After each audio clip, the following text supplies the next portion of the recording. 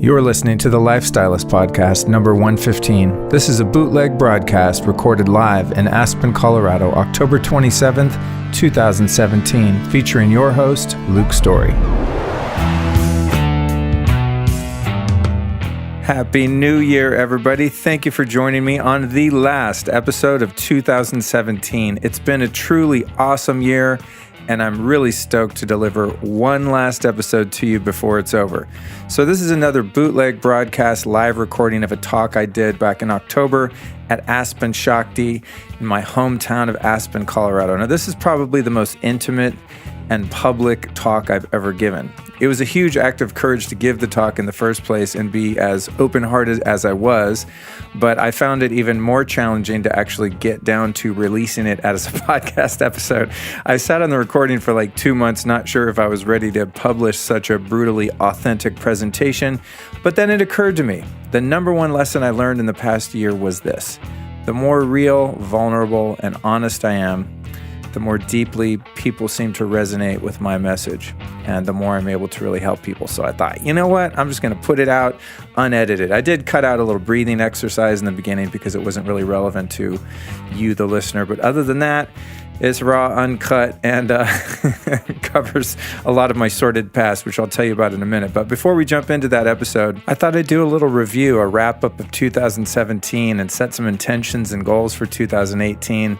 And I've really taken a look at some of my personal wins and gifts that I've received this year, and I'd like to just reflect and apply some gratitude for all the grace I've received.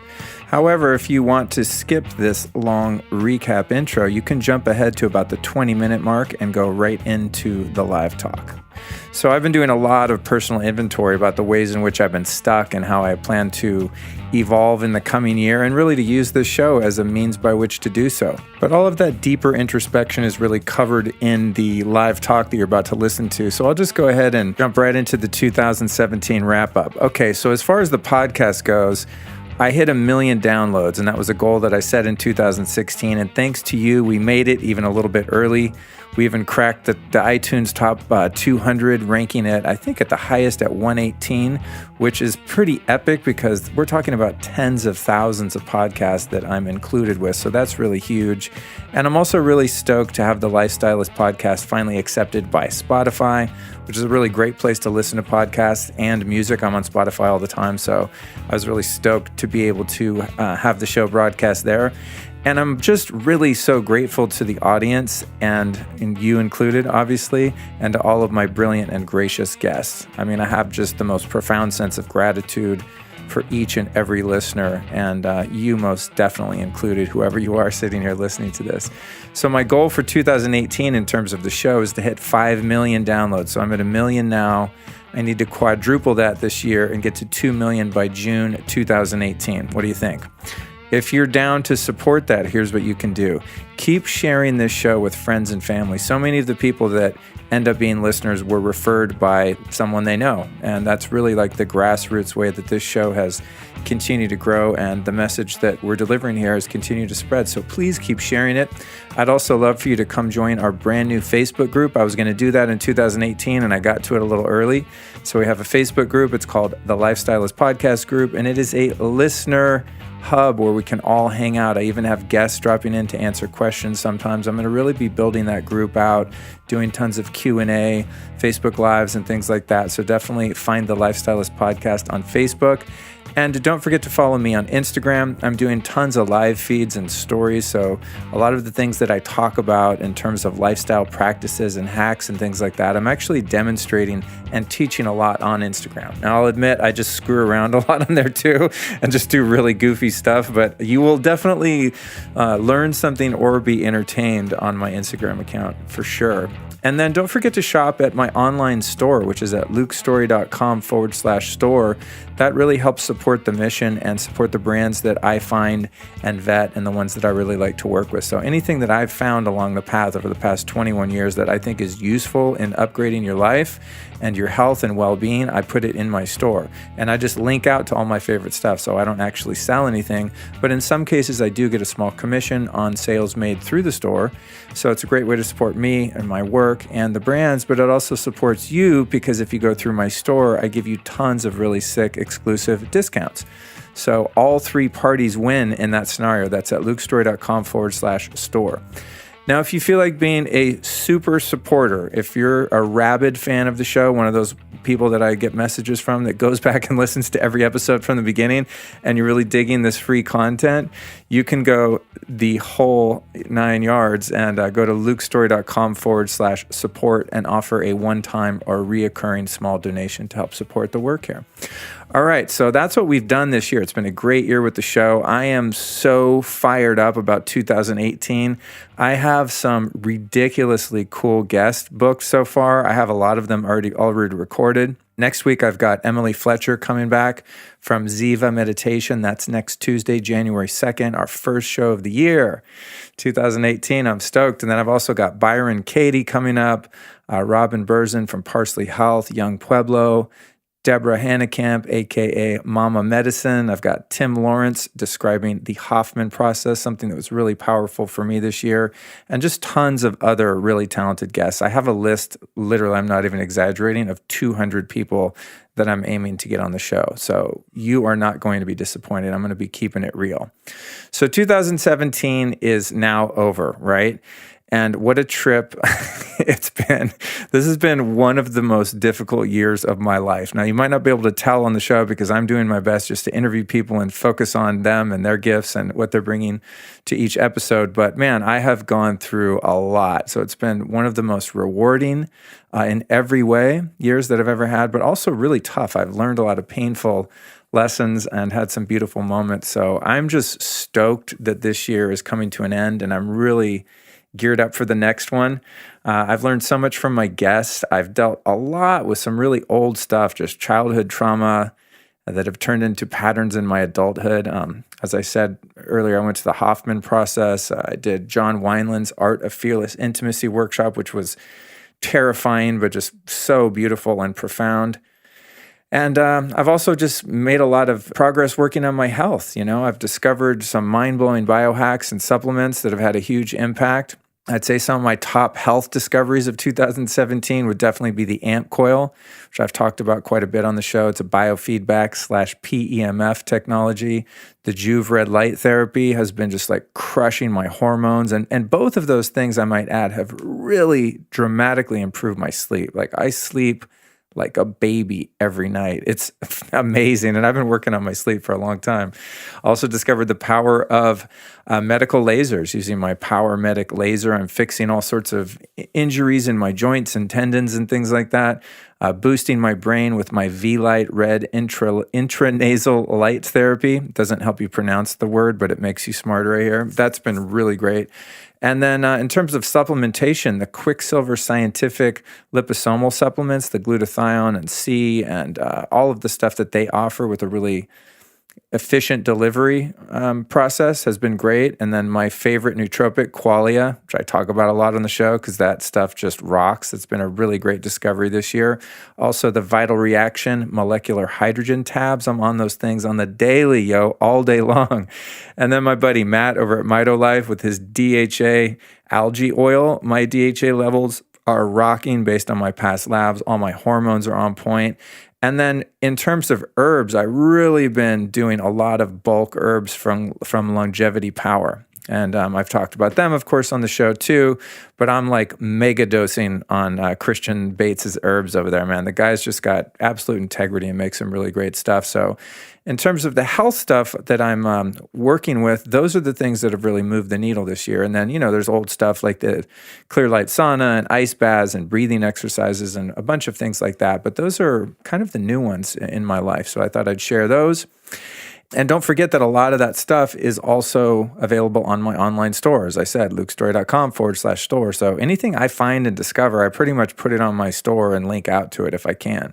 And you can access the store anytime and find the latest and greatest in supplements and biohacks all in one handy place. So it's pretty cool. So it's also been a great year professionally. I'm slowly changing my relationship to money and professional success. I've had some deeply subconscious blocks in that area that I'm starting to really uncover. As my self-worth goes up, it seems that so does my success financially and professionally. So, the podcast and my coaching practice have really taken off. And I've just built so many great relationships and partnerships with brands in the health and wellness industry. It's just been exploding. So I've really been pleased with the way that that's panned out. I also achieved many of my 2017 public speaking goals. I had these flashcards that I made, and I look at those every night before I go to sleep and right when I wake up, just things that I want to manifest, goals, dreams, intentions, etc. And it's funny because a lot of the names on my list, like the Bulletproof Cafe, Lead with Love in Aspen, speaking at Soho House and Noi House in Hollywood and Malibu, speaking at one of my favorite festivals, Mercado Sagrado. I also did the Whitma Live event in New York City. I spoke at Cat Beauty in New York City. So I think I did about 15 gigs, one of which you're about to listen to, of course, at Aspen Shakti. And public speaking and just sharing this information it's like terrifying, but it's also something that I really, really enjoy, like just connecting with people. I'm an extrovert and I'm a people person. I just love people. And so to get out there and like meet so many of the fans of the show face to face and hear their stories and how the show has impacted them has just been so meaningful to me. I've made so many new friends just in the industry and personally. It's just been fantastic. And then also on the business tip, my main business, which I don't talk about that much because it's not really relevant to the topics that we talk about on the show, but really how I pay the bills, until you guys start supporting the show, or if the show gets big enough that I can get, huge paid ads to really support it. But right now it's largely a labor of love. And so what really pays my bills for the most part is School of Style. And we had our best year in 9 years in 2017. And then we made a huge move that I don't want to say it's risky, but it definitely has taken some courage. And that is we've stopped doing live classes. We've been doing live classes in 8 different U.S. cities for 9 years, teaching people how to become a fashion stylist, which if you've been listening to the show, you'll know that I did that for 17 years. And so on our last LA class in November, we had some of our great stylist friends like Monica Rose, Ilaria Urbanati, and Jenny Ricker come to speak to our students and send them off in style. And then we're moving into a 100% online model. So it's pretty cool. I'm building a lifestyle where I can actually make a living from home or from wherever I have my computer. Now, with the podcast, of course, I have to have my recording equipment, and there's a few other things that I have to bring along. But essentially, I'm getting less tied to any sort of a brick and mortar situation, which really suits my personality, and I think it's how I best serve the world. So I want to really thank all of my School of Style students over the past 9 years. It's been amazing to personally train over 3,000 students, and now to see them out in the world of fashion and the entertainment industry and just crushing it is extremely fulfilling. So a big shout out to School of Style, and I'm looking forward to seeing what 2018 brings for us. Now, in terms of a summary of the real inner work of 2017, I would say my biggest accomplishment as a human being has really been to learn to love and accept myself and other people on a deeper level than ever before. So as I sit here and record this intro, I'm happy to say that I literally like myself more than I ever have before in my life. And as a result, I seem to be really enjoying spending time with so many other amazing people. And really the show's had a lot to do with that, just living my purpose, living my passion. And, and that there's really, I think the lesson is there's no reason for me to be afraid to let people see who I really am, privately or publicly. That realness begets realness, that freedom from my limitations is contingent on my own level of integrity and commitment to being myself, my talent, my gifts, my faults, my frailties, all that, to just, with a certain degree of prudence. I mean, you don't want to vomit on people and you have to have some sort of boundaries, but I find that just the more authentic I can be, the more personal freedom I have. I just feel really free and really happy, even when I've had difficult times this year. I suffered through it, and I just know that I'm gonna make it through, and I'm gonna benefit from whatever lessons are there. So when I'm able to frame, painful or difficult situations in my life, in that I really truly know there's a lesson in it, and that I'm becoming a better person as a result, it makes it all worth it. So 2017 has been all about the self-love, and this is something I'm hearing a lot about, which is cool. People aren't afraid to talk about things like that, like I think we used to be, or at least I used to be. I still feel a little awkward even just saying that, but whatever, man. This is 2018 is the year of freedom. So moving into this next year, my number one resolution is to really continue to find ways to help alleviate suffering in other people's lives, be it physical, emotional, mental, spiritual. And I'm going to do this by continuing to seek out all the truth and wisdom and all the teachers that I can and sharing it with anyone that'll listen through my various channels, not the least of which being this here podcast. I'm also setting the following intentions for this year, and I'm just going to say this publicly to hold myself accountable. I'm going to continue my recent commitment to do real intense exercise and work on my range of motion and mobility over at my brother's gym, Storey Fitness. I fell out for a while, and I wouldn't say I got lazy. I just take the easier path of doing a little yoga and this and that, but I'm like working out hardcore again. And I actually don't like working out, but I like the results that I get. And I'm 47. I can't afford to let my body fall apart. My mission is not complete.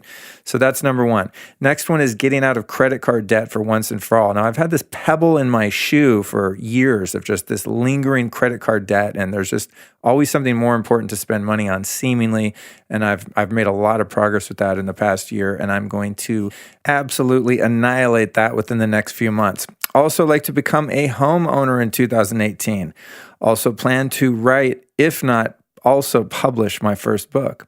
I'd love to have a healthy and fulfilling intimate relationship.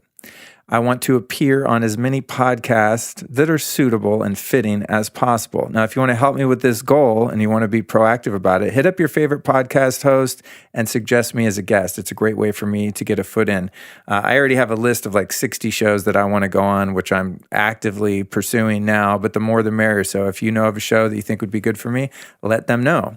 Don't let me know because I already have my list, but let them know and perhaps they'll contact me or be in touch. And lastly, I'll be expanding my speaking schedule to include more regular, smaller events in LA just on an ongoing basis. I'd love to do something like every month or every week where I kind of build a community of people and we come and hang out and help each other learn and grow. And then I'd also like to appear at some of the big health and personal development conferences. You know the ones I'm talking about. Yes, I'm going to be there.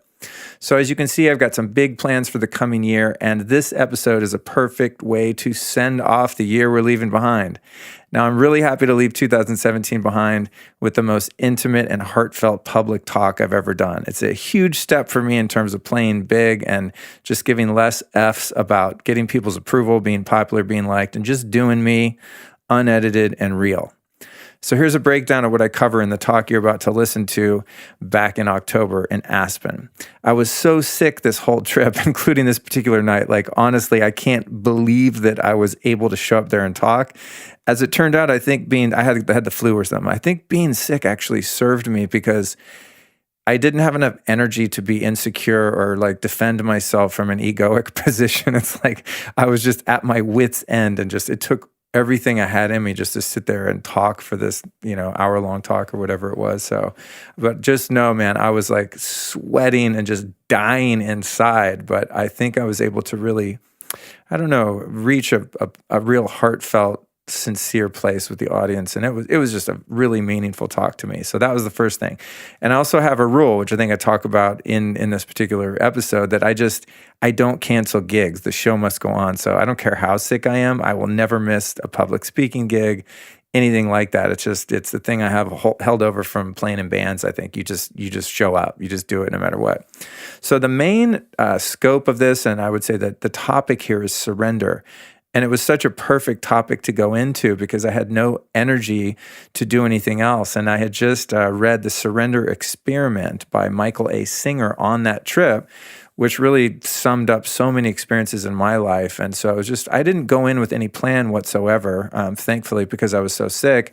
I had to just be spontaneous. But I did have the idea of just surrendering to reality. That was kind of the theme, and I really took it there. So I talked about my childhood in Aspen and my history of crime and drugs and the story of my first and last trip to jail, which happened there, the cult-like boarding school that I was sent to as a teenager and how that eventually saved my life, what it was like to live as a hardcore drug addict for all those years, the profound spiritual experience I had when I got sober at 26 years old, and how I used the podcast as a tool for my own spiritual growth, how I've used the principle of surrender to solve other negative habits and addictions, the experience of getting sick on this trip and following through with the talk without any preparation whatsoever, why I eventually quit music in favor of fashion and later quit that to start this podcast, the perils and challenges of entrepreneurship, how the ego sometimes motivates short-sighted career choices when your true dream is just waiting on the other side, the importance of not playing small and going for broke,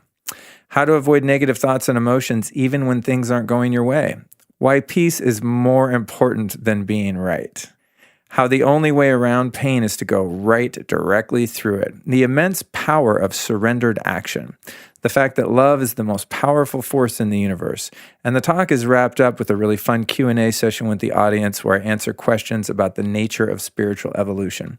So as we enter into the last episode of the Lifestylist podcast, I just sincerely want to thank you again for all of your kindness and support in this year, 2017.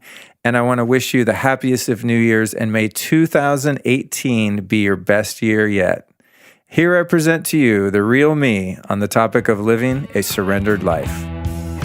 What we're going to do here is not have a plan because I was granted the gift this week of falling ill pretty badly, and so that negated the opportunity to make any kind of a plan, which is so brilliant because I tend to have a much better time myself, and I think hopefully more of a positive impact when I don't have any intellect involved, or at least as little as possible.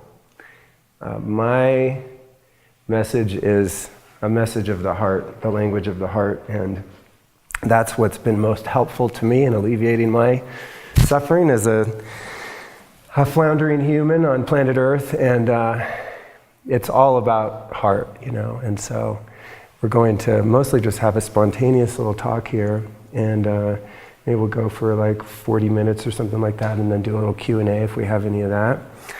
I'm going to do this as briefly as I can, and that is just give a little background on myself. I don't think it's terribly interesting, my story per se, so I'll try to make it short, but it is interesting from one perspective, and that is the topic that I chose tonight, which is very loose, was the topic of surrender. And being back here in Aspen, where I spent the first 5 years of my life, and then periodically a few other years, has reminded me of the karmic challenges that I believe I chose for myself when I incarnated to my crazy parents, who I think my dad's watching on Instagram, or no, he doesn't know how to use Instagram. He's in his 70s. He's on Facebook. Once you hit 70, you go to Facebook. Right, Pop? But I chose a situation that started me out pretty low on the spectrum of consciousness, and that began here in this city. And so the part of my story I think that has meaning is that through the process over the past almost 21 years of just continual surrender to the flow, I've managed to be taken from a really dark, low state of consciousness into a place where most of the time I feel pretty damn happy, and if not happy, maybe feel some pain, some discomfort, but it's pretty rare that I go through abject suffering. Not to say that by any means that I'm immune to it. I'm sure there will be many points in life in which I suffer, but right now, I'm having an incredible experience of surrender being here for the past week, which I'll go into. But the story of how I started in Aspen, I think, is maybe entertaining, if nothing else. My mom was born and raised in Berkeley, California, came out here probably in 68, 69, met my dad, who was a cowboy rodeo Aspen dude, and it was like hippie meets cowboy, just funny because I kind of ended up being that in a strange roundabout way. And they didn't have what is it called, an OBGYN, is that how you say it? They didn't have one of those here in town in 1970, so they had to fly me out to Denver to be born. So technically I was conceived here and then, popped out in Denver and then came back here. And then parents got divorced when I was a year old or so, a year and a half maybe. Lived here for a few years, then Mom took me to California, which is where I grew up most of my life. But because I was a pretty troubled kid and was in an environment which provided me a lot of access to drugs and a decent amount of trauma and abuse as a young kid, I went on the path of kind of medicating myself, to the point where I started to have so many behavioral problems and was essentially this juvenile delinquent that my mom just at some point threw up her hands and was like, I don't know what to do. So she sent me to live with my dad in Basalt, which at the time was a nightmare because, this is going back in 82, 83, something like that. And I think it's a little more progressive here now, but back then the contrast between the San Francisco Bay Area and Aspen, Colorado for a teenager that's into smoking pot, listening to Led Zeppelin, and riding skateboards, this was like not the place I wanted to end up. And it was also challenging to be in this valley because at 13 years old or so, I guess, when I was sent out here, it was really difficult to get access to drugs because adults wouldn't give them to you. And in California, it was very easy. So one of the things I did to remedy that is I broke into my dad's neighbor's house. I just drove by it the other day and took some pictures for Instagram, and so it's an amazing story, actually. I think I cased this house out. My dad was going up hunting or fishing or something, and he invited me. I was like, no, I'm not feeling well, so he went way up in Independence Pass or something, and I stayed home because I knew I wanted to go case out the neighborhood and try and find drugs, because I needed it. I was so uncomfortable. I had no way to process shame and trauma and pain and feeling apart and feeling weird and separate and dumb and ugly and all those things that I think many teenagers feel. So I found one hippie neighbor it's right down here, like the last place you cross the river right before Basalt. There's like a little neighborhood right there. And I cased out the neighborhood and I found this one house was growing weed on the back porch. And so I was like, if there's weed on the back porch, there's probably weed inside. So me and my little delinquent buddy, we broke in there, and we didn't find any weed. All we found was other cool shit to steal, like fireworks, cameras, a lot of booze. And so we went in and took one load back to my garage, went and got drunk on some, what I later found to be vintage brandy because I had to pay for restitution after I got caught. So we went and got shit-faced in my garage, and then we're like, you know what? We should go back and get more stuff, like America's Dumbest Criminals, And so, so we went back in the house, and we're drunk at this point, so we start stockpiling all this other, just any electronics, anything of value that we could go fence and get drugs. That was the whole point, And so we're in this house, and all of a sudden, we're like in the bedroom, and we hear people coming in. Which is not good when you're breaking into someone's house. And so I was like, oh shit. So I opened this door thinking it was a closet that I would just hide in and hopefully escape. And I opened the door and they had like two front doors that were adjacent. So I opened the door and here's like these three hippies like, what? They proceed to chase me and my friend out of the neighborhood, and I ran up onto the train tracks, and this poor little ponytailed, granola-eating guy, chased me down and eventually grabbed me by the scruff of the neck, and dragged me back to the house, and I pleaded that my friend and I were not, in fact, the perpetrators, but we had been on the hill above Basalt there riding our motorcycles, and we saw these older kids breaking into the house, so we just came down to investigate and just so happened to be there when the owners came home. Yeah, they were like, no.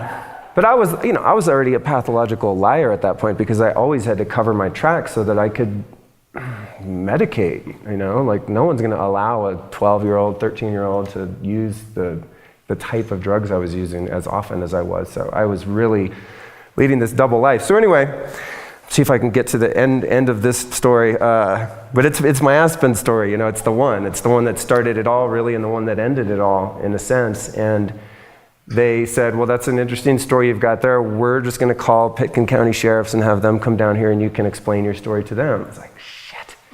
So they come and pick me up in the squad car and they bring me right down the street to this courthouse and threw me in a cell. And that was the first and miraculously only time I was ever in jail at 14 years old, which is so bizarre because I lived for a long time like on the other side of the law and was just, I guess, lucky in a sense and never got caught. But the cops here, they were pretty slick. What they did is they separated me and my little homeboy, and they came in and told me that he had already snitched on me and told them the whole story, and so they were going to put me on a lie detector, and if I lied then and went against his story, that then I was going to be even more trouble, and they were going to send me to Golden, Colorado to the Teenage Correctional Institute, you know? And so I was like, yeah, we did it. And they're like, aha, burn, he didn't say anything. You know, that happened to me twice, actually. A principal did that to me again when I was on probation, and then at Basalt Middle School, I used to put my head in dumpsters to smoke weed so no one could see me, so I'd go in there and like, and it was winter, so it just looked like fog. There you go. So some little snitch, freaking jock, ratted on me, you know, and principal did the same thing. He told me my friend already snitched, and so there was no point in trying to lie, so I did. He's like, gotcha again. So note to the criminals in the room, if there are any, don't fall for that bluff. So what happened was really the turning point in my, really like the first major intervention from God. And that was that, my dad now couldn't handle me, and so the judge over here, whatever his name was, who's a real smart ass, I remember that, not a fun guy to be in a courtroom with, essentially said that my dad was going to have to send me somewhere out of state. My mom wouldn't take me, because she couldn't handle me either, and so my dad found this school that was this really almost a cult in northern Idaho called Rocky Mountain Academy, and the judge was okay with that because I was going to be out of the state. So they sent me to this school, and in that school, I really had a transformation because the basis of that school's teachings, although it was very experimental, you could say, and there were definitely some things that were very unorthodox and probably borderline abusive and all that by today's standards. But this is the 80s, you could get away with a little more of that. But that school essentially brainwashed me in the most positive sense, and I spent 2 years there, and what they taught me was how to apply spiritual principles to my life. And as a result, I came out of there a changed kid. From that point on, I never broke the law at the expense of another person. I did deal drugs for a long time, but that helped people as far as I was concerned. If people need drugs, you gotta have I was a nice guy at least, You come over and I wouldn't rip you off, but I unfortunately fell back, into the dark side after that school. But that was really the beginning of the journey that I'm on now. And then when I was 26 years old, I had reached such a point of just spiritual bankruptcy and just absolute despair and hopelessness that I finally became willing to consider sobering up, And so I checked myself into a treatment center, and my mom helped facilitate getting me into the place because I was incapable of being anywhere without like a handler, I was really, really in bad shape. And what has led to this incredible transformation of going from a kid who's on his way to juvenile detention center at Pitkin County Courthouse to being someone now who, I have this podcast, and I literally I've reached almost 1 million people in a little over a year that have downloaded this show that eventually I sort of found my calling in. And now all of the early suffering is literally being transmuted into positive energy and into being of service. And so that moment when that really started, when I was 26, and it's the most profound moment of my life, but at the same time it's like sort of the most boring. It was a spiritual experience of the humble variety. Really what happened was I checked myself into this place. I woke up the next morning and came to and thought, oh my God, what have I done? Like, I put myself in this place and there's no drugs, which was shocking because I was really, really loaded when I checked in there. But what happened was that morning, I don't know if it was my first sincere prayer but it was the first sincere prayer that I ever uttered sober. So I'd prayed a lot, but I wasn't willing to really let go, And so what happened is I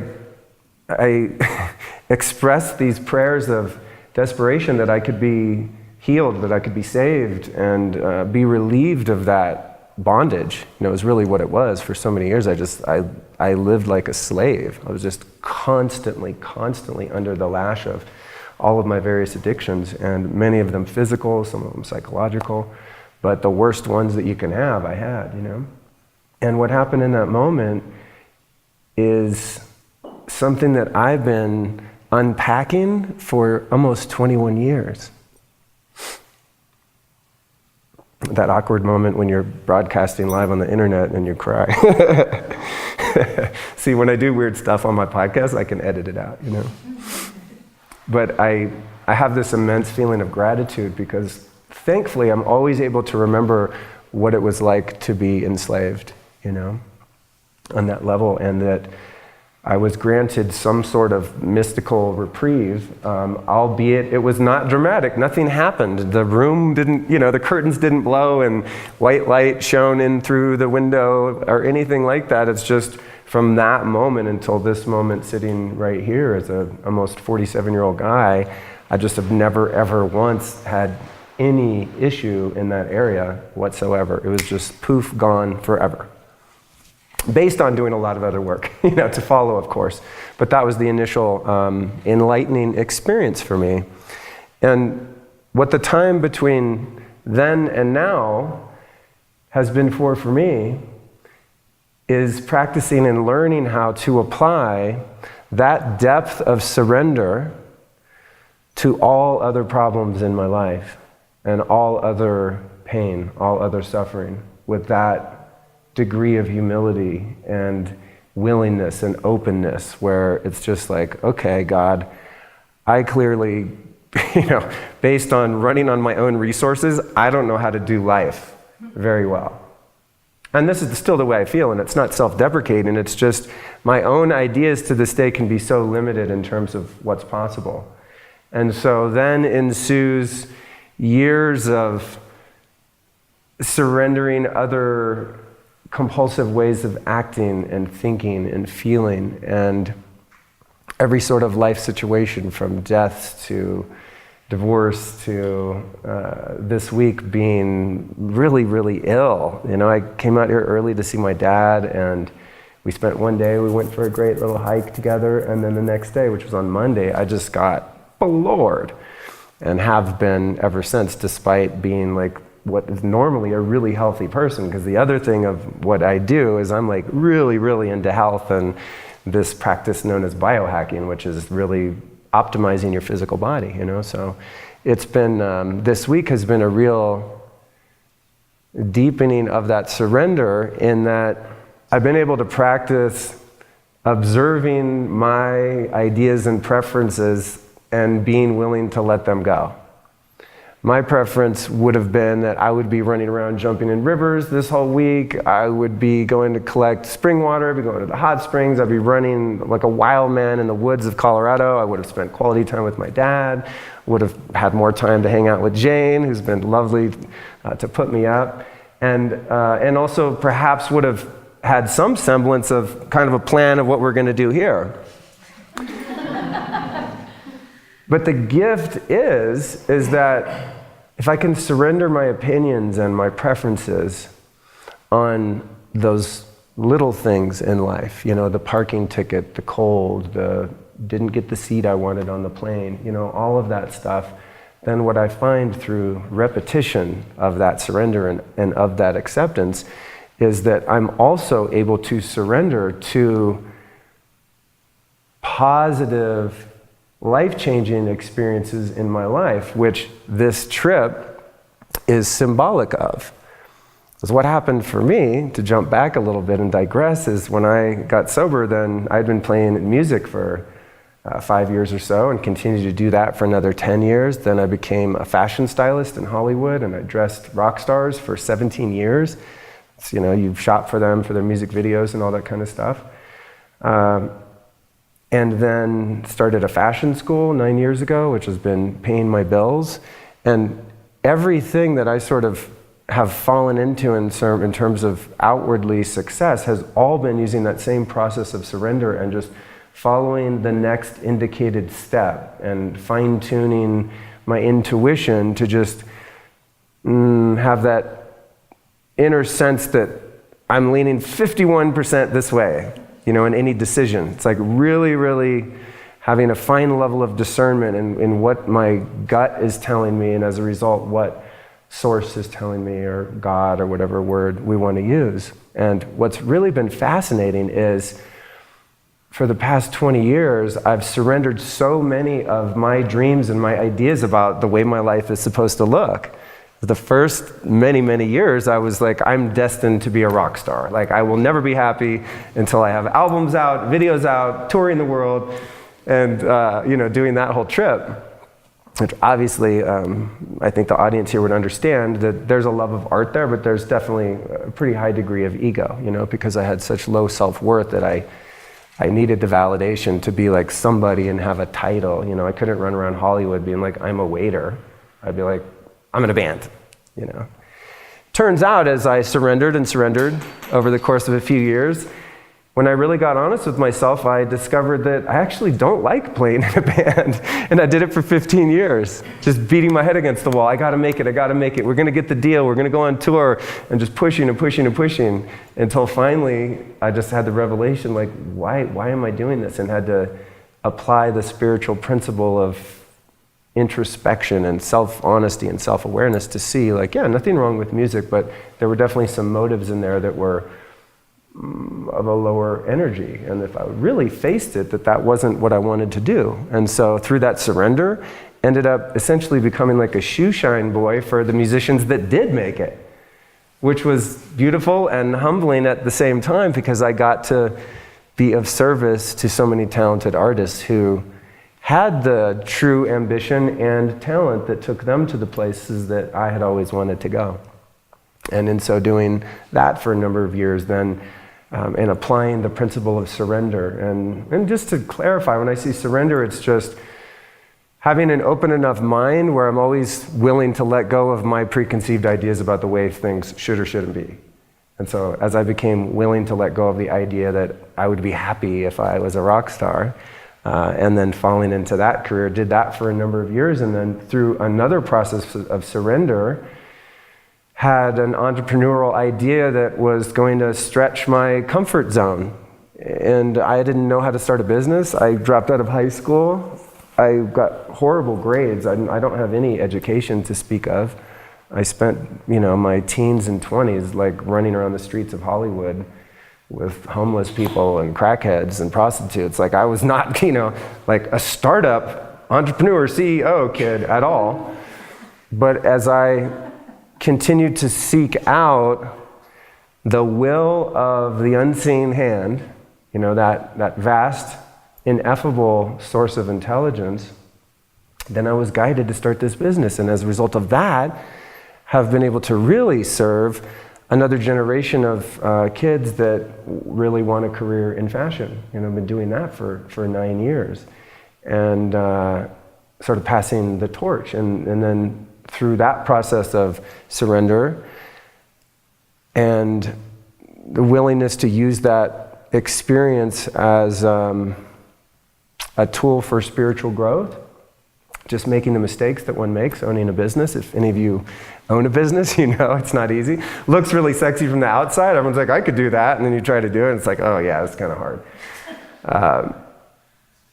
And then eventually, a year and a half ago, came to the place where I really didn't have any passion or drive, artistically or any other way, to be involved in Hollywood, in the entertainment industry, in the fashion industry. It's like, yeah, I totally don't give a shit about any of this. And it probably went on for years, but I just was attached to it because, it was part of my identity, and it was my security and all of that. And so, having seen through that, at one point, I made a decision to start this thing called the Lifestylist Podcast, which I thought would be just a great way for me to expose all of the brilliant people that I've discovered over the past 20 plus years to a wider audience, because my crew is like from music and fashion and entertainment industry and all this stuff, So I know these weird natural cancer curing doctors and meditators and yogis and all these great people that I've discovered over the years, and I thought it would be about highlighting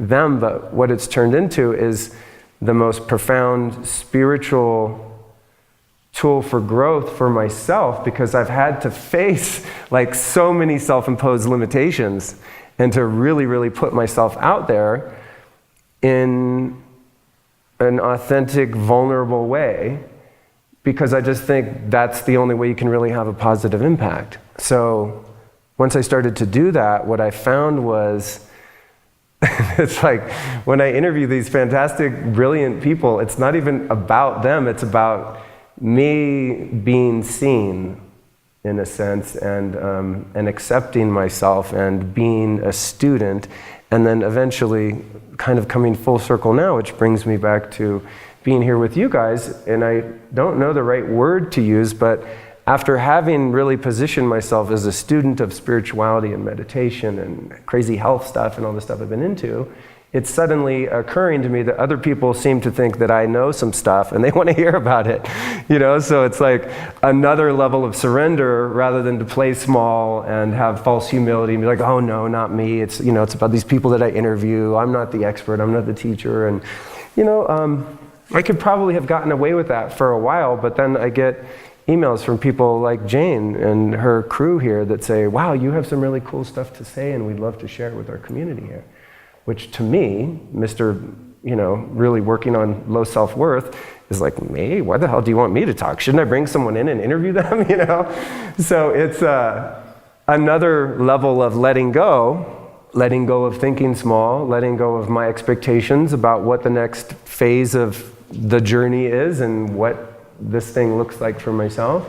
And it's been really meaningful, especially lately, because the moment I made some changes with the business that I own, that's this fashion school, my partner and I were like, you know what, let's not do any more live classes. Starting in 2018, we're going to do online classes, something we've talked about. And we're both passionate about where our individual careers are going. The minute that we made that decision, it was just like the floodgates just opened, and just all of these. I think I've done like 5 speaking gigs in the last few weeks and have one more here on Sunday, which is my birthday, which is at Lead with Love, I think at 4. And then I get home and have 2 really big speaking gigs, So it's like, the more I let go of my plan, the more the flow provides this really terrifying but rewarding plan for me, which is like, wow, I think as I keep learning, I'm really in a place where I'm willing to step up and to truly be of service in whatever way that I can. And following that intuition is what led me here. Because Jane and I talked a couple times. I was like, I don't know, like I'd have to take time off work and I don't really know anyone out there, et cetera, et cetera. Then the Lead with Love thing happened. It all kind of came together. And then I got to say a few words here last night, which was really special. And now I'm back in this place where I started the first 5 years of my life, returned to years later, just a really confused kid. And now, God has brought me back here in the light. I don't know. Exactly. I don't know. So for me, the mystery is right now, and that's what I said was so great about not having the mental or physical capacity whatsoever to like plan I have my little PowerPoint thing, and I kind of folded it today, and I was like, I'm never going to do that. It won't be spontaneous, it won't be magic, it won't be real, because what I like to do when I sit down with a group of people is I want to have an experience. I don't want to get in a head trip or in an ego trip. I want, my intention is for each of us to feel the mystery of letting go and the possibilities that are available to us when we trust something other than our own limited intellect. And I don't discount the mind. I mean, my mind is great. I have creative ideas. Like, I'm so freaking creative right now. My Evernote won't even load fast enough. I'm just like, oh my God, another idea. I mean, not so much this week. My idea is like, am I going to throw up? But I'm just, I appreciate the mind, but I've learned in such a profound way that it's very short-sighted. And when I say mind, we can just roll up ego into that too, even though to me they have a little bit of a distinction. But when I've followed that in my life, what happens is I end up in a lot of pain, and most people that interact with me tend to have a negative experience when I follow what my mind tells me about any given situation and what my emotions want to do with any given situation. And it's been so beautiful this week to have the witness perspective and literally be sitting here, me, the whatever me is, and then watching this thought that's like, oh, this sucks, your whole trip's ruined. This fucking blows. But thankfully, after all of these years of meditation and just everything that I've been doing, I notice it before it takes me over, most of the time, where I go, yeah, you know what, I'm gonna energize that thought. Let me just take that negative thought and just run with that and imbue it with some powerful emotion. Then there's self-pity, then there's hopelessness, then there's despair, then I'm way down on the scale with no power. So this week, having the opportunity to really apply spiritual principles has enabled me to actually still enjoy my life, even though physically I'm really miserable and feel really shitty. And then wake up every day and like, okay, is it gone? It's like, no, it's worse. And then to have this thing tonight, and Jane's like, dude, if you're sick, don't feel obligated. I'm like, I have a promise to myself, I don't miss gigs. You bring me in here on a goddamn stretcher, I'm gonna show up and do something, if not just flop around on the floor. But in 30 years of playing music, teaching classes, showing up on photo shoots and video shoots, and all the stuff that I did in the Hollywood career, I literally have never ever missed a gig. So I was like, God damn it, my homecoming to Aspen is not going to be the one that I miss. So I'm very grateful to be here, to be able to share this time with you guys, and I really just appreciate your kind attention, and I hope that I've been able to activate something within you, and perhaps as a takeaway, you might take a moment to go inside and look for a situation or a pattern of thought or a negative emotion that you're still getting juice out of and that you won't let go. Maybe it's being right. I love the Course in Miracles. Would you rather be right or would you rather be happy? How many times do most of us, when we feel that we've been wronged and we listen to what our mind tells us, we'd rather be pissed off at someone and feel vindicated, and the ego will feed off that justifiable anger, So maybe you take a moment in your life and see if there's something in that realm that you're unable to let go of, unable to surrender to, and maybe take a moment right now and be willing to offer that to the power and infinite intelligence and love that is making all of our hearts beat right now.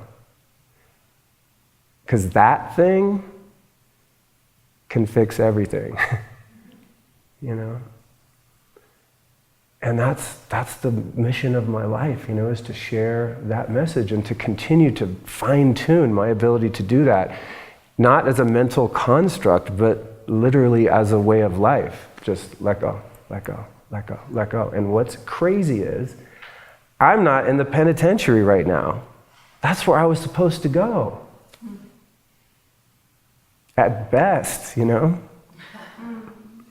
mean, who knows? Maybe I would have found salvation in some other method. You don't know what would have happened. There's a lot of windows into the house of God. Maybe I would have found it another way. But for me, the way of getting around it has been to go through it. And this is the alchemy of turning what could be suffering into a really exciting, kind of pain in the ass lesson.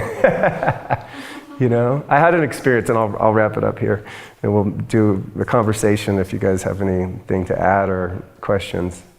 But as an example of that, you know, I've spent my whole life running from uncomfortable feelings: sadness, loss, attachment, fear, anxiety, anger, jealousy, guilt, shame, all that shit. And I've gone to great and highly destructive lengths to just numb myself, you know, and whether that be with chemicals or with Instagram or ice cream or whatever, you know, even working on a career, you know, workaholism, just anything. I'll find anything to escape. And I'm finding that I'm actually really enjoying feeling those feelings finally in my life at like 47 on Sunday, 47 years old, that those things that I've been so afraid of, those emotions, those feelings, that they were really boogeymen the whole time. You know, it's like I left my dad's house the other day. You know, it really sucked. I went there to visit him, and I gave an extra few days at the front of my trip so I could go visit him in Grand Junction, and we spent, stand by. Ooh, don't let me forget one last thing I want to talk about is surrendered action. So when my mic falls off, I don't just surrender and let the mic hit the fucking ground. I take a moment, surrender to the fact that it fell, and pick it up. Without negativity or like feeling stupid or, you know, whatever, getting self-conscious or God knows what could happen. But anyway, so I'm leaving my dad's, and it was a real bummer, man. I felt really, it sucked. Like I felt really bad because he's like bored out in Grand Junction, which, you know, I mean, those of you that live here, it's not exactly the hub of conscious activity in Colorado.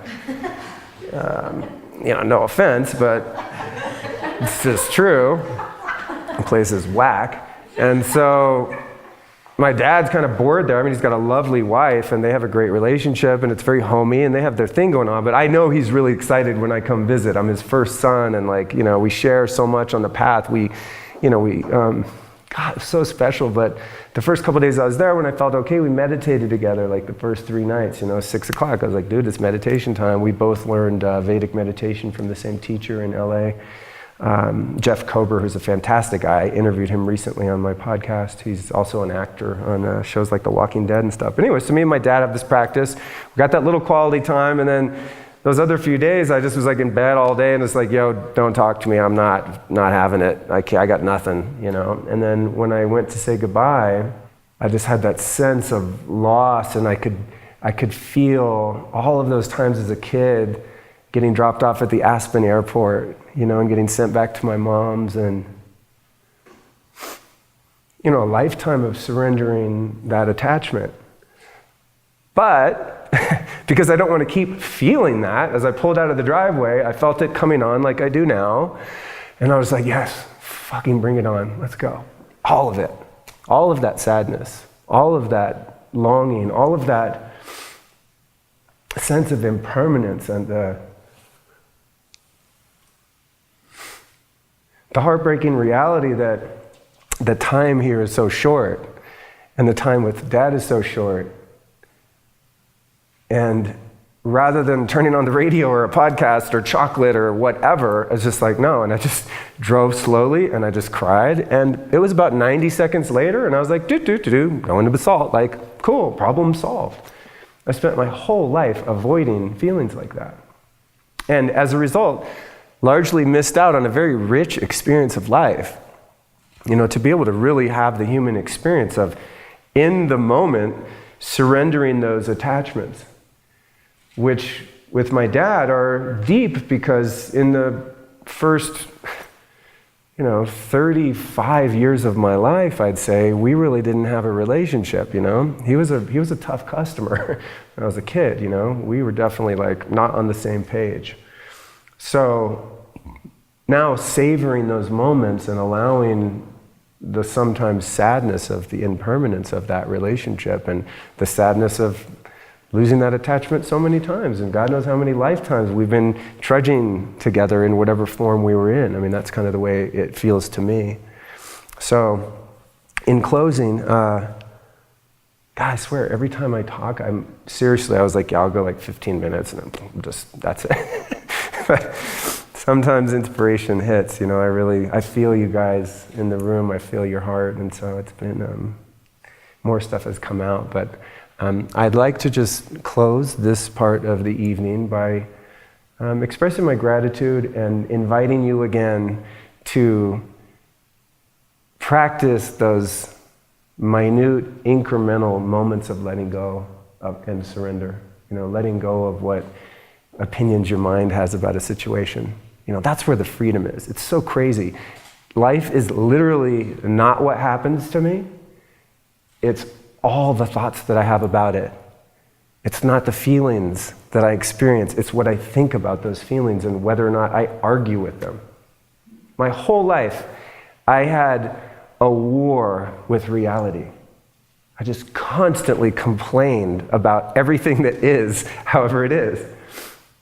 With the exception of fleeting moments where I got fed by some sort of, you get the money, you get the girl, you get the car, you get, that rapacious, feeding egoic state. Those were like the moments of relief, and then back to finding fault with reality and arguing with reality. So I'd like to invite us to build a practice, and I'm sure many of you already do this, and that is to see what would happen if you just stopped arguing with people, with the weather, with missed flights, with taxes, with the government. That's a tough one for some of us.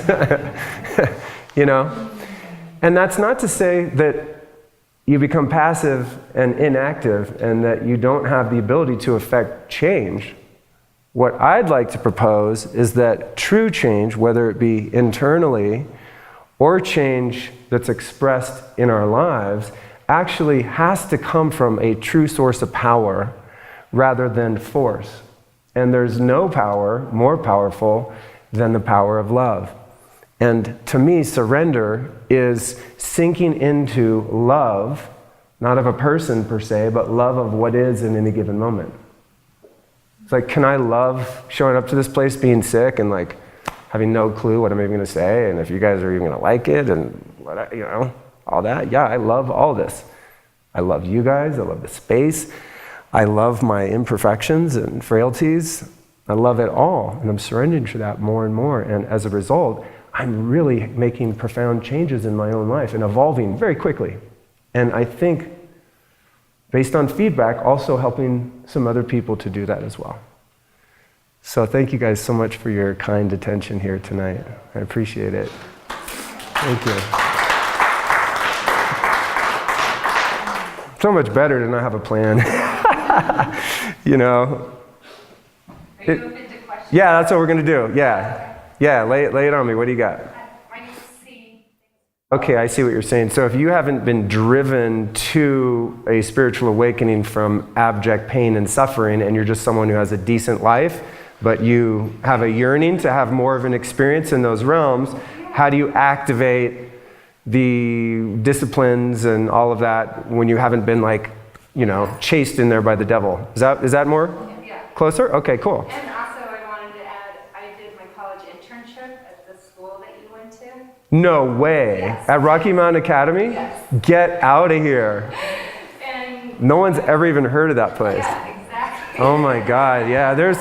On Facebook, they have groups for that school. It was in northern Idaho, and there was a sister school called CEDU in San Bernardino, California. And they have Facebook groups where they call them survivors, not graduates, I wasn't that dramatic. I was it was weird, but to answer your question, and of course I can only do so somewhat objectively rather than subjectively, because my experience at first was oh my God, I'm getting chased in here with hellhounds on my trail, and I was willing to do anything to just be relieved from this bondage. There's no other way to say it, just I was a slave.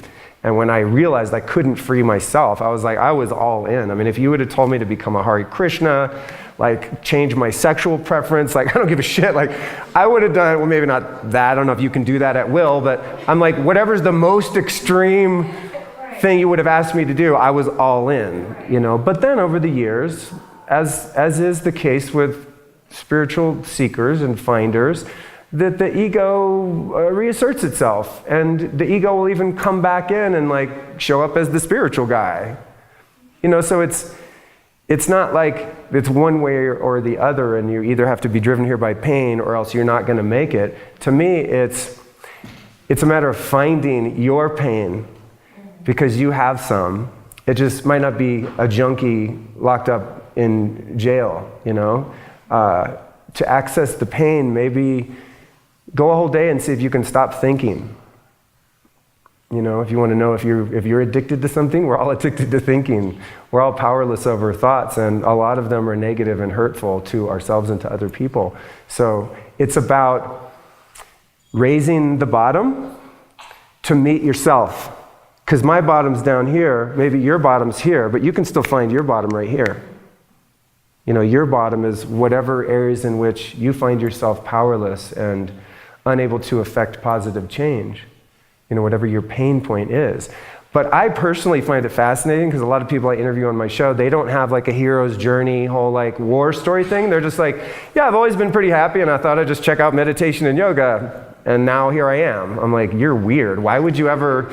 You know, it's like, why would you ever go through the sacrifices that the ego must endure for spiritual growth and evolution, unless you were just absolutely beaten into it, you know, beaten into humility and submission? But I do find people find their own bottom, and the addicts and alcoholics that I've worked with over the years, which has been a huge part of my own journey, is like becoming less narcissistic and selfish and like really caring about other people, which is very rare for a practicing addict or alcoholic.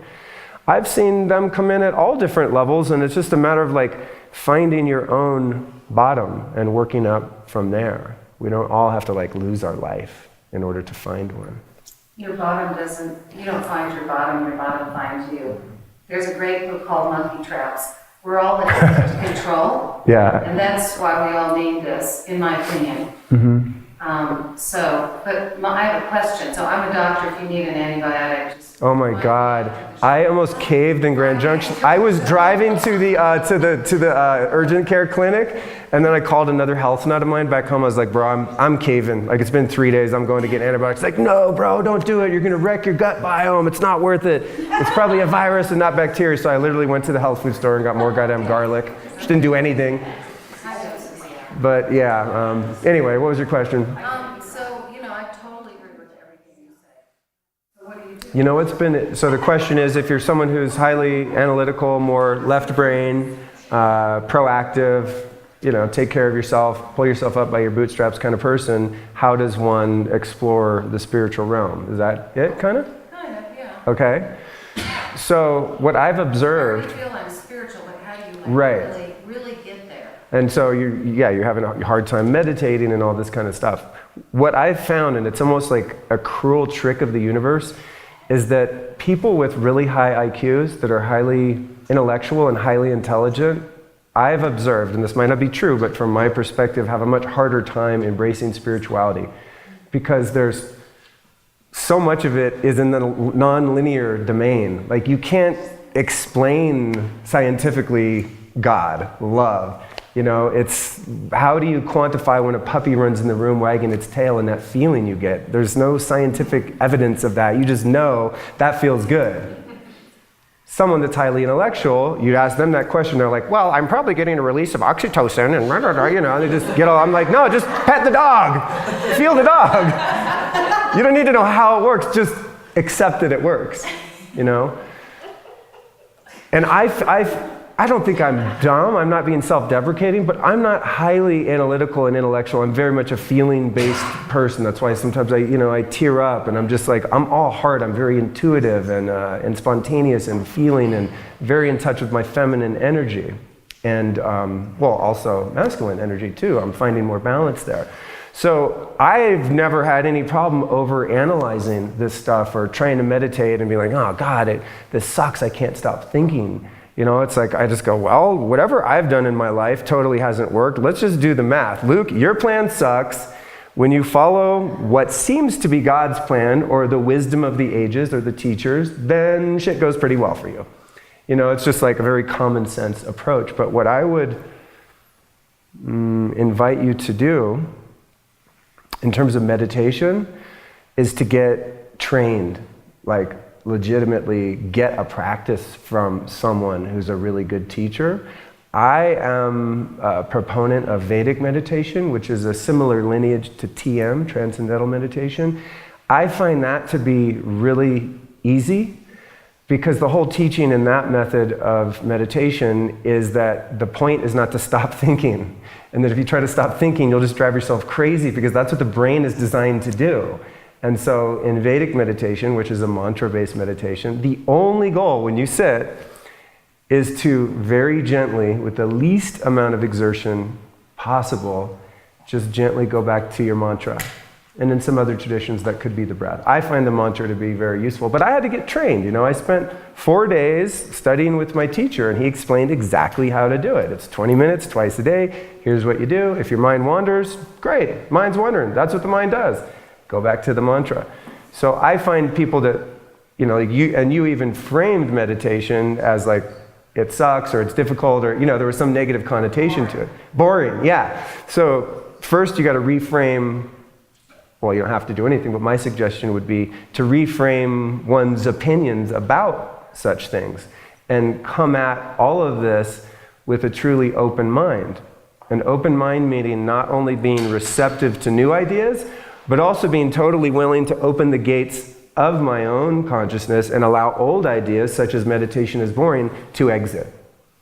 You know, the open mind has got to be this fluid in and out of information. And to someone who's highly analytical, they've used their brain to protect themselves their whole life. And so for them to be like, oh yeah, just go along with anything, it sounds gullible. You sound as if you might be susceptible to being taken or mistreated or, you know, deceived or something like that. But when the mind's truly open, what happens is you connect to your heart because the mind gets out of the way. And the heart knows what it knows. The heart knows when you're being lied to. Your heart knows when someone's full of shit. Your heart knows if I'm full of shit right now. I don't feel that I am. I'm not feeling in a full of shit vibe. But you know, like, hey, you might not like me, but I'm real, hopefully, you know. So the intuition and the higher intelligence guides us. And through the process of letting go of my preconceived ideas and my intellect, and then tracking the results over time, like, okay, I got a situation here, I'm going to do a case study, right? Or you could look at it as, you know, medical research almost, right? I'm going to do an experiment. I have an idea about this thing. I'm pretty sure I'm right, but I'm going to consider the idea that perhaps I'm mistaken.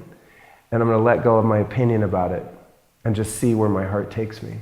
And as you track that over time, you find like, wow, the mind is very useful for updating the calendar, writing medical, you know, paper, whatever you do with your mind, like it's amazing. But it's not very good at finding God because it thinks it is God. I just want to say one more thing, which Yeah. is about your feeling of loss when you leave your dad. I mean, as I said, I'm a doctor, and I have so many people come in, and 60% of medicine is like psychiatry. Everybody says that. Right. The connection is huge.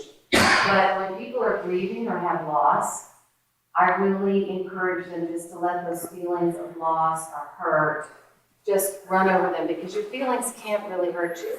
Your feelings can't hurt you. If you believe in the universe is heading in the right direction, the way you feel can't hurt you. Whether you feel hurt or angry or sad or lost, you're actually honoring your father by feeling that loss. What if you didn't grieve over the loss of a child or leaving your dad or losing a house or whatever?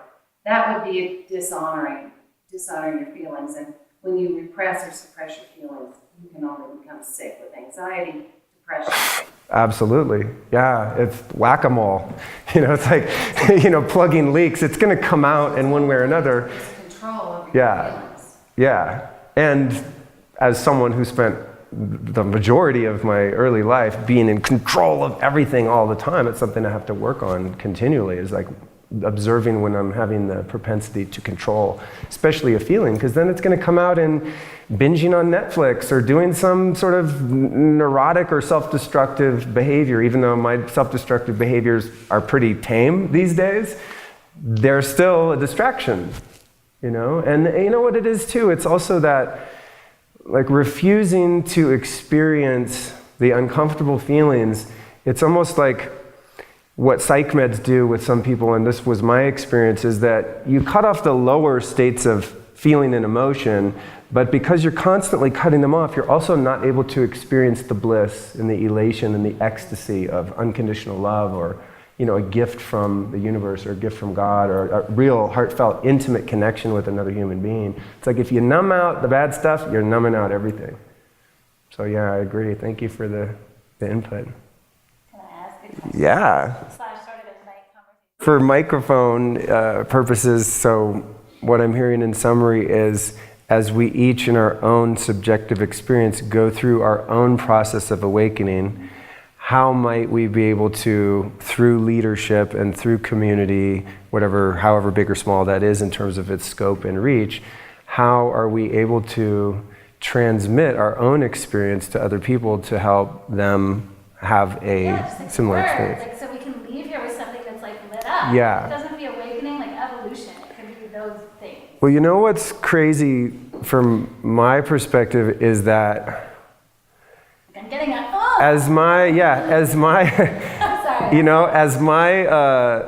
it's like when you raise the ocean, all ships, you know, what's that term? They all, yeah. It's that thing. However that goes. And, you know, I don't get involved personally in any sort of activism.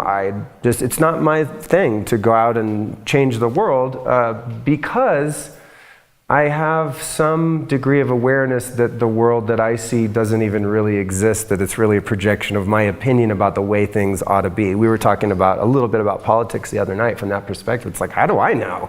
Oh, I'm the guy? I can't even get along with my own goddamn family, and I'm gonna go out and change the world. Why don't you like get along with mom and dad, brother, sister? Start there, you know? You know? But what I have found, though, is that, and I don't take credit for this, it sounds weird to say, but that's just the truth, that anyone, and I mean anyone and everyone that's entered into my life for the past many years has been affected positively. As imperfect and crazy as I am sometimes, I've had a positive impact, but I'm not trying to do that. I'm just doing my thing, working on my own degree of integrity, self-love, unconditional love of self, of others. And, you know, I have a positive impact on my little neighborhood in the middle of LA.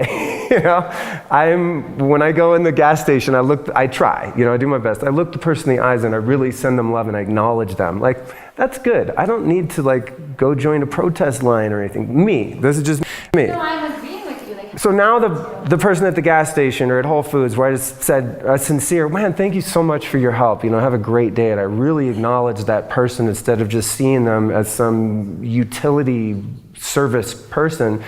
Now, they might be nicer to someone in traffic and they let someone in and that person's like, oh, that felt good. And then they go home and they're able to express more kindness to their kids. And then those kids grow up to be less dysfunctional and they have kids and so on, you know. It's like this interwoven web of consciousness. So paying it forward. Just I have such an inclination to take what we experience here tonight and allow it to. But that's some of my greatest spiritual teachers have been the most unassuming people. You know, I remember one time my housekeeper, her name's Sonia, she's from El Salvador, and I've been working with her for, 10 years. I just, at some point decided, why am I cleaning my own house when I could be doing something that pays me more than that, you know, that kind of math thing. And I always had this preconceived idea that she hated her life, and that I would feel guilty. When I left her, I was like, okay, have fun scrubbing the toilet. Oh God. She must just think this sucks so bad to have to go clean up someone else's debris. And as I got to know her a little bit, chatting with her, one day she said to me, she's always very happy though, that's the thing that didn't add. I was like, how is she happy? Like, she scrubs toilets for like $130, you know what I mean? I would be fucking suicidal if I had to do that, I think. One day she said to me, she said, Luke, you know what? I love my life so much. I said, really? Why? She goes, I just love my clients. I love going into their homes. I love doing a really good job. I get to go in these fantastic apartments and houses that are beautifully decorated, and I get to be in that environment, and I get to make those people so happy by like doing such a great job at cleaning. I just can't wait to go to work every day. It's so fun and exciting. I was like, okay, Buddha. You know? I was like, whoa. And I'll never forget that. It was like, see, I have preconceived ideas about what everyone else should be doing, and like I feel sorry for someone. She probably feels sorry for me when she comes over, and I'm like, oh God, and my computer won't, I'm all frustrated and stressed out, trying to run a company and all freaked out. She's probably looking at me like, wow, I'm really happy to be cleaning the house and not freaking out about it like you are. So sometimes our spiritual teachers and leaders are very unassuming, and they're hidden in places where we might not think to look. But it's all about perception. Leaders, true leaders that are spiritual, they're leading by living their life that way. They're framing their experience from a positive point of view where they're finding the good, the upside of things rather than the downside. Yeah. I kind of want to turn a corner. My relationship to ambition is, see, this is the tricky thing about surrender, is surrender sounds from one point of view like inaction, inactivity, passivity. Like I have a cold, I'm just like, okay, I'm just going to be sick all week. No. Active, driven surrender. I go to every goddamn health food store. I get $150 worth of every tincture and everything. I do everything I can to get over this cold, but I'm very cautious about allowing negative thoughts and feelings to infect that action. So it's like, I'm ambitious to the point, if my car gets stuck on the side of the road in the mud, I don't just surrender and be like, oh, well, I guess I'll just sleep here tonight. No, I proactively find a solution, but without using negative energy. Because negative energy causes you to lose power. And what I need in a moment that requires change and to be proactive is I need power. And the access to the power is through the surrender. It's a real spiritual paradox, So to answer more specifically with myself, I don't even know I'm ambitious. Like I have a fire in me right now. I mean, my friends and people that listen to my podcast and stuff, they're like, dude, you're insane. I just went to New York for 12 days. I recorded 15 podcasts with all of this gear, mostly by myself. I'm just running around Manhattan doing 3 a day. At home in LA, for perspective, normally I would do maybe 1 a week. And so the outside world is like messaging me and my friends like, dude, you're on fire, you're crazy, how do you get this ambition? I'm like, it's just like, this is what I do. I don't even think about it. It's like, okay, I got to get this person, this, I'm super, super driven, but at the same time, always willing to just let it go. So when I meet resistance with something, I'm like, oh, I'm good. Like I sent an email out to someone at Lead with Love, and I was like, hey, a little awkward, no pressure, but I'd love to have the opportunity to interview Marianne Williamson and or Deepak Chopra. I'm going to bring my gear, just saying, if it happens to come to fruition, whatever, That's my ambition. But also, like, she emailed back and was like, yeah, I don't really have that kind of pull, that's not my thing. And I was like, cool. And I never thought about it again. I just let that go. But if I'm in the hallway at Lead with Love and I was like, hey, Marianne, let's do a podcast, and she says yes, then I'm ambitiously going to set all my stuff up and I'm going to kill it.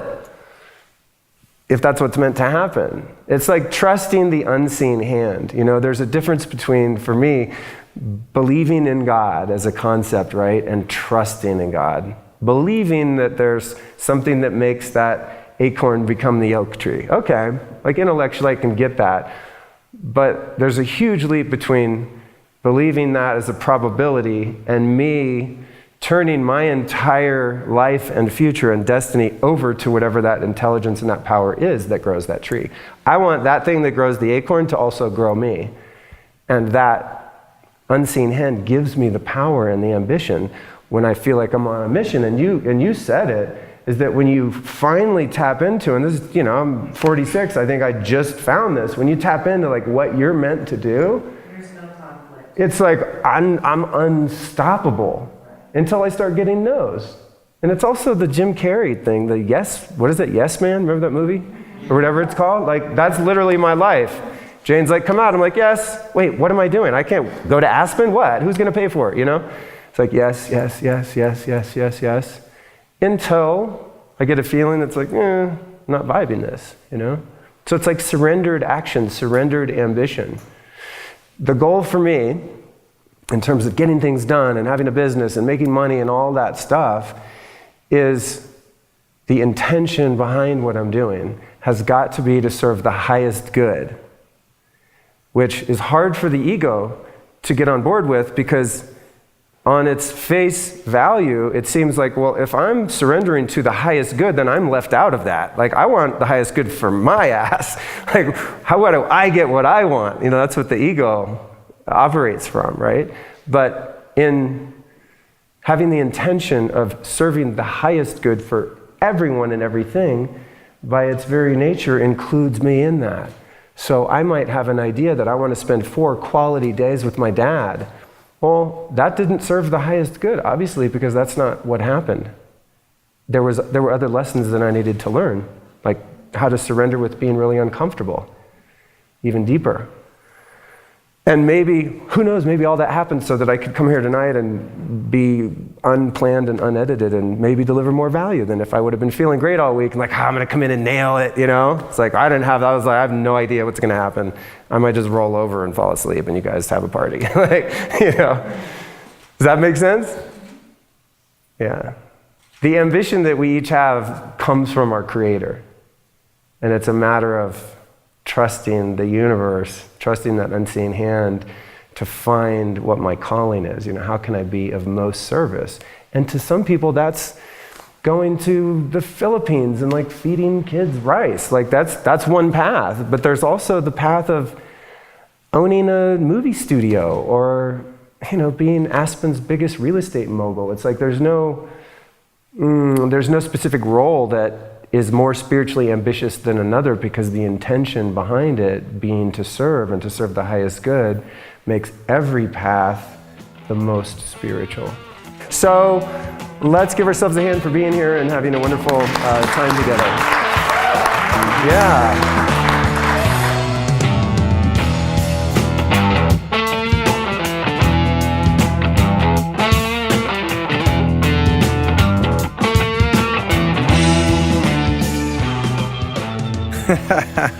Dude, as I listen back to that recording, I am shocked that I'm actually putting it out. But my hope is that it will reach people and fulfill its intention, which is, of course, to help people overcome some of the difficulties that I've managed to overcome.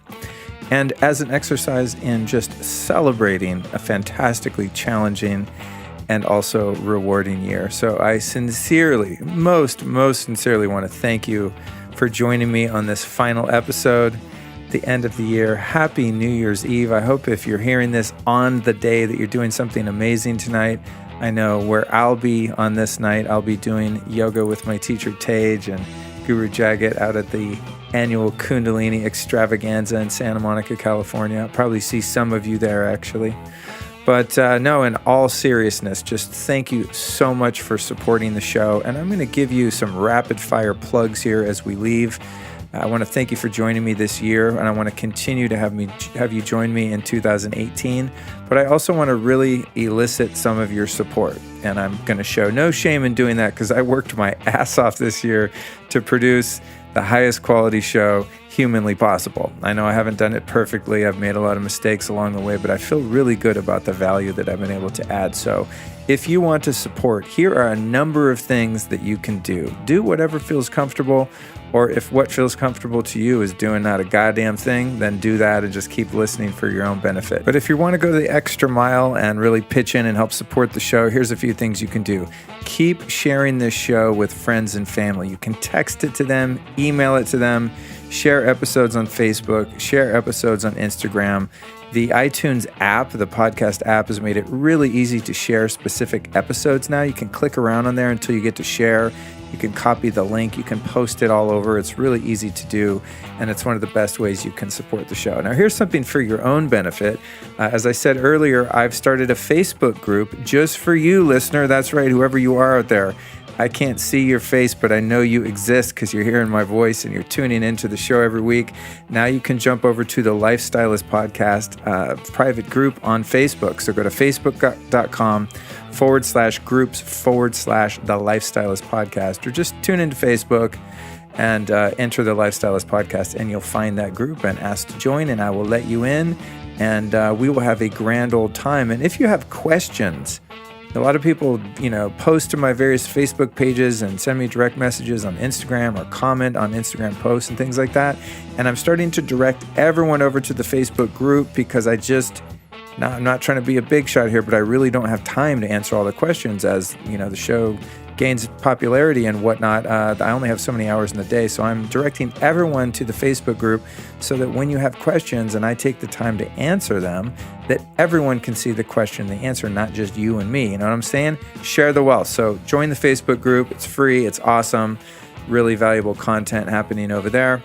And then please follow me on Instagram @LukeStorey. I do tons of live feeds and stories. I do some pretty crazy stuff on Instagram, especially in the stories and the live feeds. If you want to see like a lot of behind the scenes wackiness, I'm over there. I'm quite free because I know it's going to disappear in 24 hours. Not that someone couldn't record it with another device and use it against me at some point in the future. Don't do that, by the way. I'm not putting that idea in your head. But I'll do stuff like sit here and record these intros and just run an Instagram live, like sitting in my office being a total freak just because I'm bored and I want to share the experience with a listener. So follow me on Instagram if you want to keep it super real. And then don't forget to shop at my online store. That really helps support the mission. Go to lukestorey.com/store. It supports me and what I'm doing here with the podcast, also the great vendors that I work with, the affiliates that I work with, and it supports you too. You know why, dog? Because I not only give you tons of exclusive discount codes on my store, I also spend the time to curate the best of the best of the best that's available in health and wellness and put it all in one place. So rather than even asking a question like, hey, what's the best B vitamins or fish oil or this or that, according to my research, which is pretty stringent, I'm pretty hardcore about vetting different products and companies. If they don't have integrity, I do not F with them. So I can save you actually a lot of time and energy by just going to my store. Everything's beautifully categorized according to which part of your lifestyle you want to upgrade. So go to lukestorey.com/store. If you want to be super baller and you're like, wow, this episode really moved me, this podcast has changed my life in 2017, and I really want to show my support, you can do so from a monetary standpoint by going to lukestorey.com/support, where you can offer a one-time or even a reoccurring contribution to help me keep this thing from going off the rails. It's really, really expensive running a podcast of the quality that I believe I'm producing. I could half-ass it and probably pocket a little more change and just, wing these shows, but I really want the sound to be good, the editing to be good, the music, the ads, everything that I do. I really have a high standard of excellence, and so anything that you can do to support would be great. And the last thing I'm going to ask you, in podcasting, they say, hey, you should only do one call to action per episode. I'm giving you guys like 10 calls to action because I don't know which one fits you and your personality. But what I'd really love for you to do is to subscribe to my email list so that you get notified every time I put out a new episode, video. Sometimes I'll do podcast live stream, behind the scenes recordings. I'm actually doing one of those tomorrow down in San Diego with Daniel Schmachtenberger from Neurohacker Collective, the guys that make Qualia. So I'm going to stream that. If you were getting my emails already, you would know to tune in and catch those live crazy antics of all the behind the scenes stuff. And then, of course, I send you all the links and show notes from each episode. So my email list is super dope. It's like the chronic, uncut, real deal stuff. And many times exclusive content that I don't share with anyone that's not on my email list and stuff like that. So if you want to get on the list, I've made it super, super easy. If you have a US phone, all you have to do is this. Text the word lifestylist to the number 44222. That's one word, all lowercase. Lifestylist to the number 44222. The machiney thingy is going to text you back and ask for your email. You put in your email and you're done. You're on the list. So US phones, text the word lifestylist to the number 44222 and you'll be prompted on what to do next. Or just keep it simple and go to lukestorey.com/newsletter where you can enter your name and email and you will be added to my list. Okay, there's a ton of year-end calls to action for you. But seriously, more than anything, I just want to thank you for giving me your kind attention and allowing me to do this for a living. Like, I get to do what I really love, which is talking to people that have wisdom to share, experience to share, that have principles of the ultimate truths to share. And I get to learn these things at the same time and grow and evolve with you, the listener, and then also just share that with so many people in the world. And it's very, very fulfilling. I feel really happy to do what I'm doing. So on that note, I bid you farewell at the end of this year we call 2017. And I think I'm going to take us out by playing a little electric guitar. I have this thing sitting in my podcast studio here, and sometimes I tinker around with it. And every once in a while, I leave the record button going, and that's what I'm going to do right about now. Happy New Year. Mm-hmm.